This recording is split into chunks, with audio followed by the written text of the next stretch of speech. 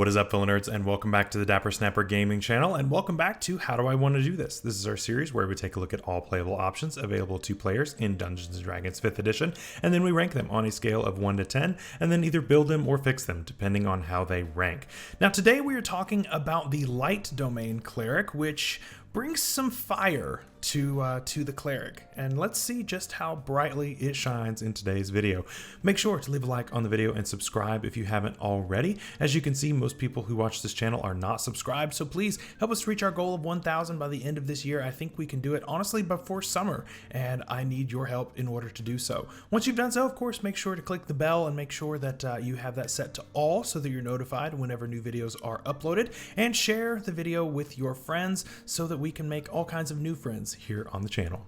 So the light domain Cleric is a really cool take on the Cleric. It is a blaster more so than others, and adds some really cool spells. It adds some really cool abilities that allow it to be that frontline blaster, but also you can heal at the same time. It's very cool being able to do both, and that's why this is kind of a popular Cleric. It does really well in both departments. How well?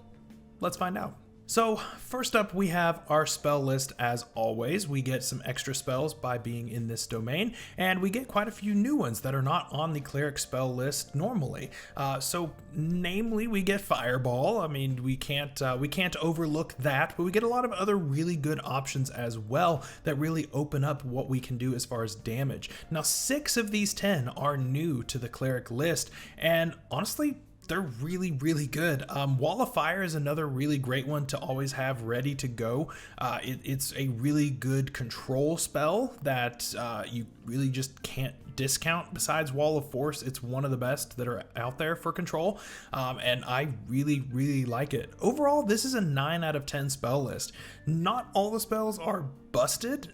There are a few that I probably would switch out, but overall it's really good. It adds some versatility that the Cleric could not get otherwise, and just enhances its ability to just blow everything away.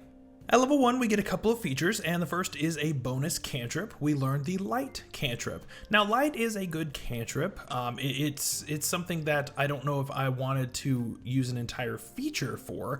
I wish that we could have just, gotten it as part of something else, or maybe even buff the Light cantrip rather than it being just it is what it is. So for that, it's going to be a 6 out of 10. I would have liked to have seen it buffed somewhat, at least like maybe the range is buffed, or you have some more versatility on like how you can cast it or what you can cast it on. I don't think that it's the best way to do this feature. It could have been better. At level 1, we also get Warding Flare, and so what this does is whenever we see a creature about to attack us within 30 feet of us, we can actually go ahead and impose disadvantage as a reaction, which is really cool, right? As long as we don't get hit, then there's no reason for us to have to heal ourselves, and people don't have to worry about us. That keeps us up and able to heal others. I think that's really awesome, keeping ourselves alive, and eventually this is going to scale later and get a little bit better. For now, I'm going to say this is an 8 out of 10, but it will actually get better later when it scales. I really like this feature, being able to just keep yourself up and just tell people, nope, you're just gonna miss me entirely. That's really nice.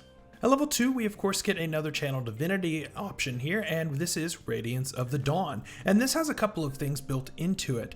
First of all, we have a 30-foot range around us as a bit of an aura for this blast. What it does, first of all, is it dispels any kind of magical darkness, which is cool. How situational is that? It's pretty situational that you're gonna only have magical darkness within 30 feet of you. But it could come up. It definitely could come up, but the more primary feature of this is you get this burst of damage. You get this burst of damage within 30 feet of you. Now, it is based on a Constitution saving throw, but you deal 2d10 plus your Cleric level if they fail the Constitution saving throw. That's not too bad, honestly. Is it busted? No, because you've got spells that will do comparable damage, at least later on, and this does not scale all that well. 2d10 plus 2 for now is okay.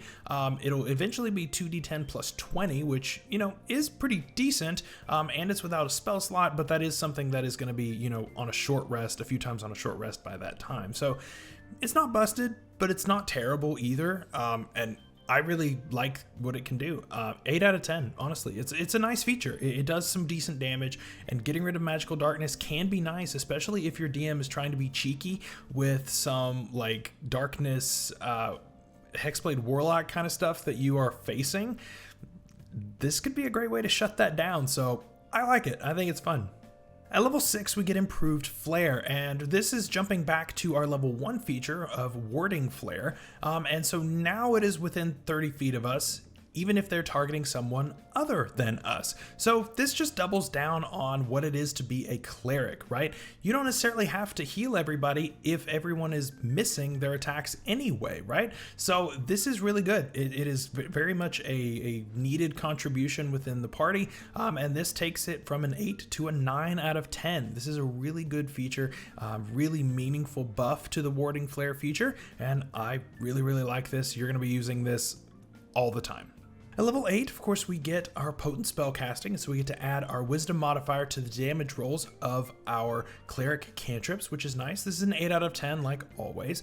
And then finally, at level 17, we get Corona of Light, and this allows us to emit light out to a 90-foot sphere, which is really cool. So we get to shine bright like a diamond, and now 60 feet of that is bright light, and the additional 30 feet is going to be dim light, and all creatures that are within that bright light actually have disadvantage on saving throws against our spells that deal radiant and fire damage.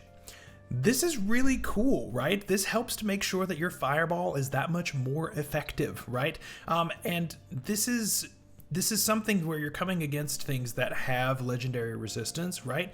This is a great way to just burn through the legendary resistances if they don't want to fail those saving throws, right? You can basically give them the disadvantage, and even if they have a big bonus to said saving throw, this might just force them into a miss, which is really, really nice. So overall, this is a great feature. I really like this. This is an 8 out of 10 because, yes, only fire damage is a little rough, right? Because fire is not the best because it is resisted by a lot of things.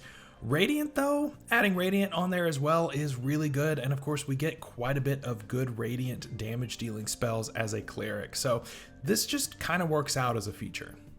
So where do we stand on the Light Domain Cleric?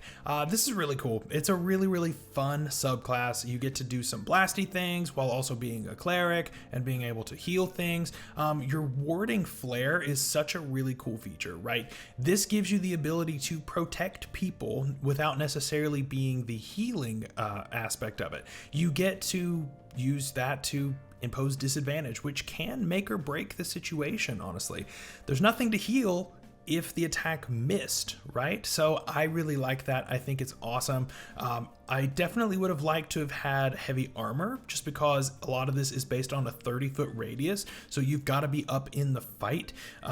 So that would have been nice, but it's not make or break for the subclass for me. Overall, this is an 8 out of 10. I don't think it's as good as the Life Domain Cleric. I think Life does this a lot better. I think that it's pretty on par with Grave Domain, and I think it's in a really good sweet spot. 8 out of 10 is really where I prefer the subclasses to be. I feel like that's pretty balanced while also being really powerful, and so I think this one is in a really good spot. So later this week we are of course going to be building one, and I hope you guys will stick around for that. Make sure to leave a like on the video and subscribe if you haven't already so that you don't miss when that video goes live. Until then, stay safe out there, stay healthy, and we'll see you later. Bye bye.